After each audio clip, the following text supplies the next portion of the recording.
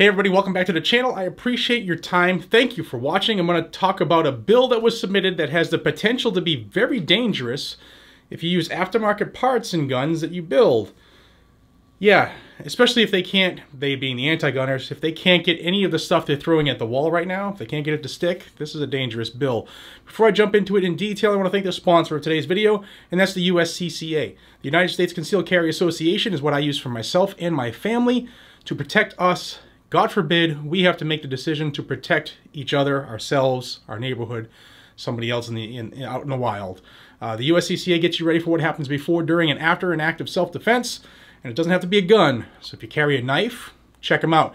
uscca.com/GNG down below could be the most important link you ever click in your life. If you wish to defend yourself or others, if you want to stand in that gap and be a protector, you should protect yourself, and you can check it out. The link is down below. Thank you to USCCA for being a partner and a friend and just being awesome people over there. All right, let's talk about this bill, man. It's H.R. 7544. Now, this was submitted by Representative Richie Torres out of New York and was submitted in the House. It was actually submitted about 6 weeks ago. It took a little while for the actual bill to get printed, and here it is. So it's not a big bill. It's not a long bill, and it's straight to the point. So I'm going to put it here on the screen, and we'll go over it together.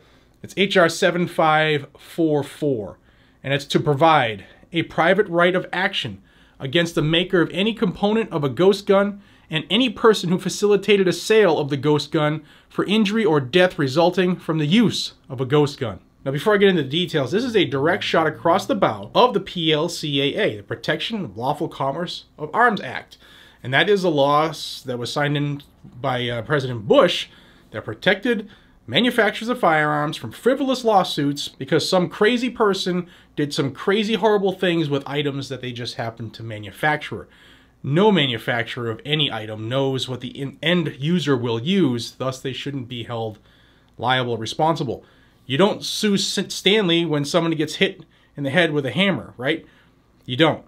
You don't sue knife makers because people are stabbing each other. You just don't do that. But they want to be able to sue gun manufacturers out of business. And this is another bill submitted to carry that out. Section 1A, in general, an individual who is injured and any member of the family of an individual who is killed by use of a ghost gun in or affecting interstate or foreign commerce, and the state and the political subdivision of the state in which the injury or death occurs, may bring an action in the United States District Court for the judicial district in which the injury or death occurs against the maker of any component of the ghost gun or any person who facilitated any sale of the ghost gun for damages resulting from the injury or death. Now, these are the affirmative defenses acceptable under the bill. In an action brought under subsection A, it shall be an affirmative defense that the injury or death was caused by conduct of, number one, an individual in defense against a reasonably perceived imminent threat to the safety of an individual not engaged in a violation of criminal law, or two, a law enforcement officer in response to a reasonably perceived imminent threat to public safety. And here are the definitions for the bill. Ghost gun. The term ghost gun means any firearm that lacks a unique serial number engraved or cast in the frame or receiver of the firearm by a licensed manufacturer or licensed importer in accordance with Section 923 I of Title 18 U.S. Code, and includes any combination of parts designed or intended to be assembled or to be used in converting a device into a firearm. And that's the dangerous part. If you happen to buy a P80 and don't like the stock trigger and you put a different trigger in there, well, that manufacturer can get sued. You put a different spring in there, that manufacturer is on the hook. If you have parts from 25 different manufacturers, then there's 25 different lawsuits that can happen by the individual who's hurt, the family member of somebody who was hurt or killed, and don't forget the city or the state in which this injury or death occurred in. This is crazy. It's illegal because it violates the PLCAA, but these lefties don't care.